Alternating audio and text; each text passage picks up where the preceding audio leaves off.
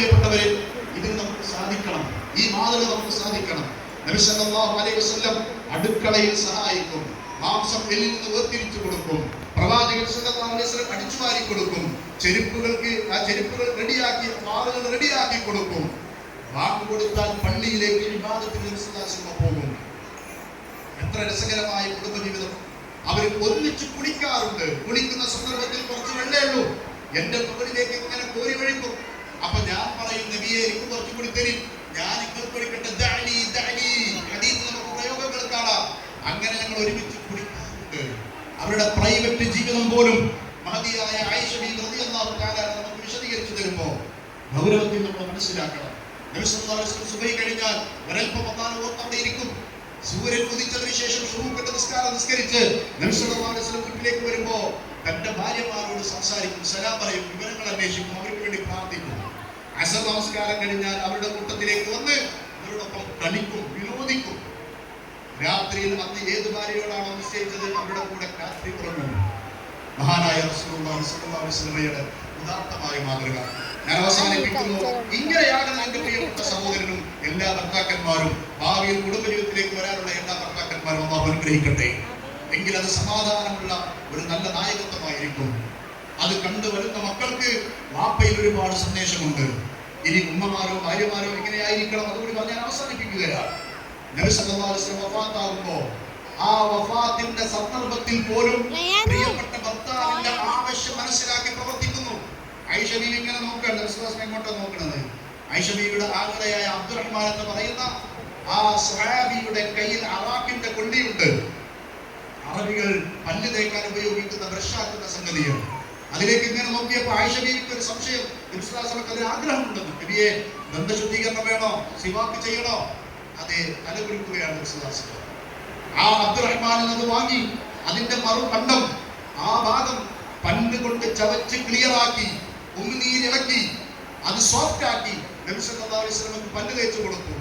ആയിഷ ബീവി പറയാ, ഈ ലോകത്ത് വിട പറയുമ്പോ എന്റെ ഭർത്താവിന്റെ നെഞ്ചിൽ കിടന്നിട്ടാണ്, എന്റെ മടിയിൽ കിടന്നിട്ടാണ് മരിച്ചത്. എനിക്കതിന് തൗഫീഖ് ലഭിച്ചു. എന്റെ ഉമിനീരും എന്റെ ഭർത്താവിന്റെ ഉമിനീരും അവസാന സന്ദർഭത്തിൽ ഒരുമിച്ച് കലർന്നത് എനിക്ക് മറക്കാൻ കഴിയില്ല.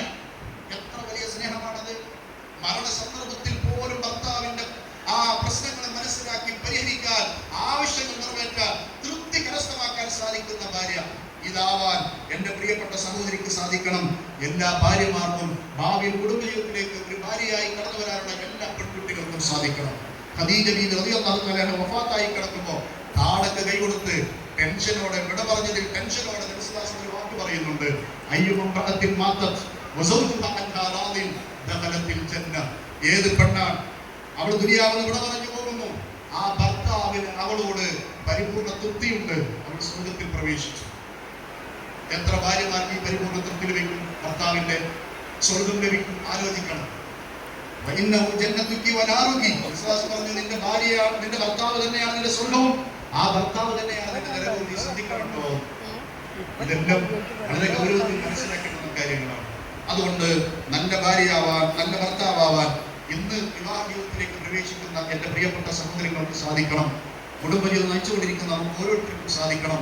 സ്നേഹവും ഇഷ്ടവും പ്രകടിപ്പിച്ചുകൊണ്ട് ആ കുടുംബത്തിൽ അവരുടെ ദാമ്പത്യത്തിലൂടെ മക്കളുണ്ടാകുമ്പോൾ വാപ്പയുടെ ഉമ്മയുടെ സ്നേഹ പ്രകടനങ്ങൾ അവർ കാണണം.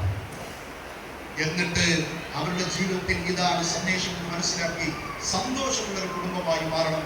അതിന് നമ്മുടെ ഉമ്മത്തിന് വീണ്ടും ഒരു തിരിച്ചറിവ് അനിവാര്യമാണ്.